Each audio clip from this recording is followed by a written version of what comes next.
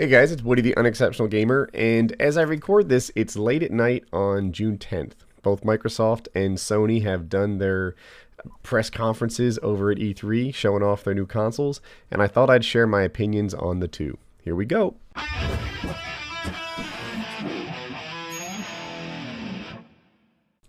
Alright, first I want to talk about biases, and I talked about this a little bit in Painkiller already 136.5 with Kyle. We both said the same sort of thing. We are grown adults. We are not fanboying any product. Like, I sometimes am accused of being an Xbox fanboy because the Xbox was better in this generation, but, if you were me, you would feel the exact same way. The Xbox was better for the kind of gaming that I do. For the next generation, because I'm not a damn fanboy, I'm looking at both the consoles and trying to figure out what I like more. I owe my allegiance to neither of them.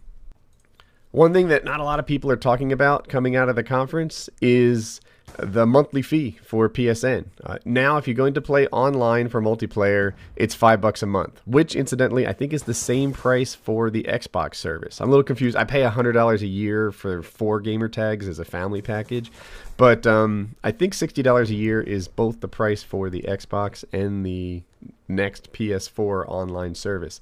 A lot of people will see this as a negative, and I understand where they're coming from. If you don't play games every day, then $5 a month, it can seem like an inconvenience. If you take the summer off and you're paying like $15, $20 for that to be covered, then that sucks. But if you're like me and use it every day, then the $5 a month is not a big hardship.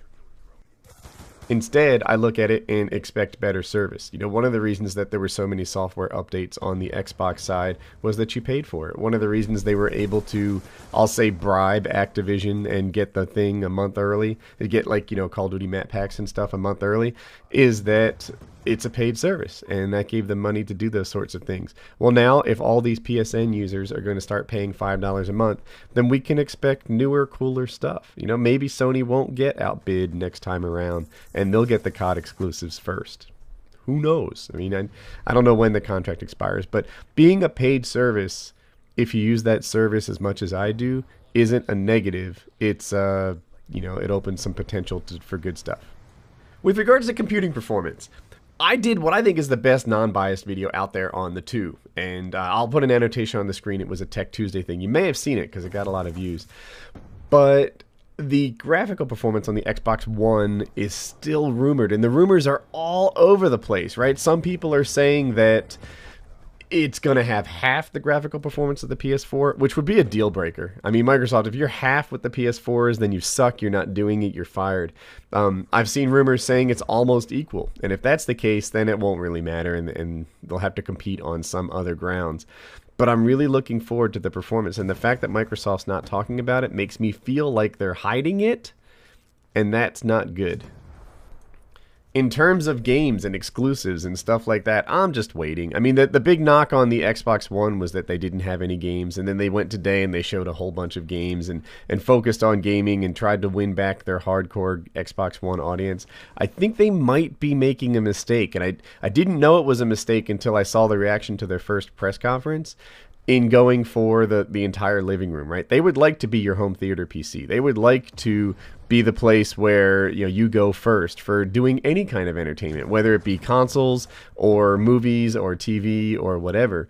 And I have a Roku. I just bought it recently, and it's a pretty neat streaming little device there. And I think, Xbox One, what are you giving me, aside from a crappy remote, for $500 that I'm not getting for $99 from Roku? Explain that to me, and I don't see a good answer to that. So the PS4 is $400. I'm using US prices because those are the ones I know, and the Xbox is $500. That's a problem. And in particular, Microsoft was stupid for bundling in the Kinect, right? That's at least partially responsible for the extra $100 they're charging per system. And a lot of, parents who are going to be buying this thing this Christmas season for their kids care a ton about that extra $100. It's a big deal to them. And when they see one for $400 and one for $500, and the one for $400 is better, but it doesn't have stupid games your kid doesn't like, They just made a huge mistake in bundling in that Kinect. You know, there are a lot of gamers, like I talked to my friend FPS Kyle from Painkiller already, and he says, you know, it's just effing creepy. I don't want the thing watching me. I'm watching movies and it's watching me back. You know, I have a webcam on my computer and I hate that it freaking points at me. I like the kind that have the little plastic slidey thing. So I know physically that camera is covered and you know, I put like a little pirate patch on it. Having a Kinect stare at you in your living room is not something that makes people comfortable, and it's not something that we want, and it's got this always on bullshit bundled into it. Why Microsoft thought it was a good idea to have a more expensive console with an eye looking at you all the time as compared to a less expensive console without it is beyond me. They just got it wrong.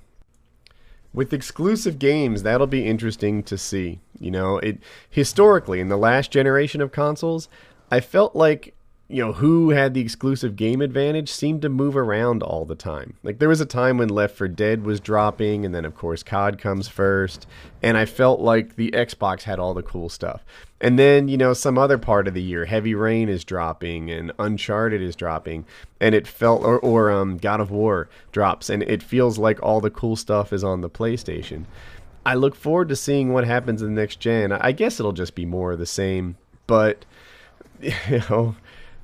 Man, I want to say that 3 weeks ago I was 80% in the Xbox camp. Mostly because in this gen, I had a better experience with Xbox than I did PS3. Now, I feel like I'm 80% in the PS4 camp. Mostly because the things that the Xbox is offering make me mad instead of happy.